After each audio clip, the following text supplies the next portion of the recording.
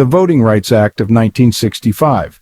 This movement also played a crucial role in ending the race-based immigration quota system, leading to the Immigration and Nationality Act of 1965, which prioritizes refugees, skilled individuals, and those with family in the U.S. today. This law continues to impact immigration policies and challenges to executive orders. This video right here is going to prove to you that these Latinos is a bunch of ungrateful Latinos, bro. They ungrateful because they don't want to recognize the contribution of black people in the civil rights movement, that they wouldn't even have a job. You wouldn't even be able to come over here if it wasn't for us. You wouldn't have a job, period.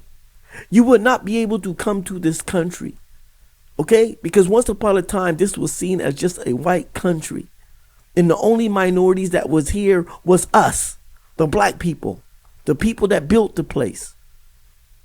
But you're so uneducated. When I'm starting to learn about some Latinos, not all, but some of you guys need to go educate yourself.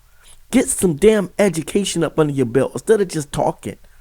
You always hear them talking, but you never hear them stating facts or going to get the proof that they're talking about because they're uneducated. They don't know nothing about this civil rights stuff. They're very uneducated when it comes to civil rights. Because if they was educated, they wouldn't be calling us lazy and disrespecting us the way they be doing that. They wouldn't be feeling the way they feel. So I'm just going to say it like this because I still got love for Latinos. I'm just going to say that you're just naive and you don't know better. I'm going to give you that. Maybe you're just uneducated. So what I'm going to do, I'm just going to educate you on the contributions of black people, that you should be thankful to black people. Okay, not to kiss our butts. We don't want you to do that because we respect you just like you respect us. It's not about that. It's just about recognizing that we rode for you. Recognize that we fought for you. Recognize it. That's the only thing we want you to do, man. Just recognize it instead of calling us lazies and calling us you acting like a victim. We are victims. If a woman gets sexually assaulted, would you tell her that she's not a victim? No, you would never tell a woman that got sexually assaulted. You'll never walk up to her and say, you know what? Stop crying like a victim. You will never do that. 400 years of slavery makes you a victim. Okay? It makes you a victim. So you need to stop all of that.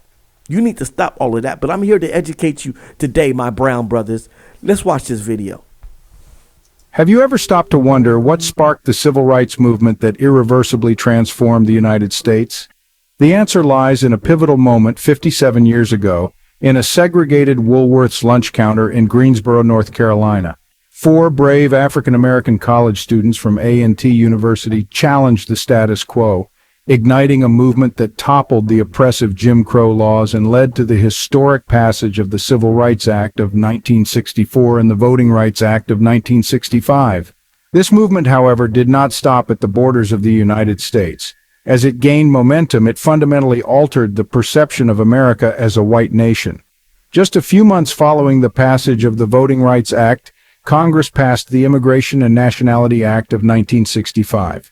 This groundbreaking legislation abolished the race-based immigration quota system, replacing it with a system that prioritized refugees, individuals with special skills, and those with family members living in the United States.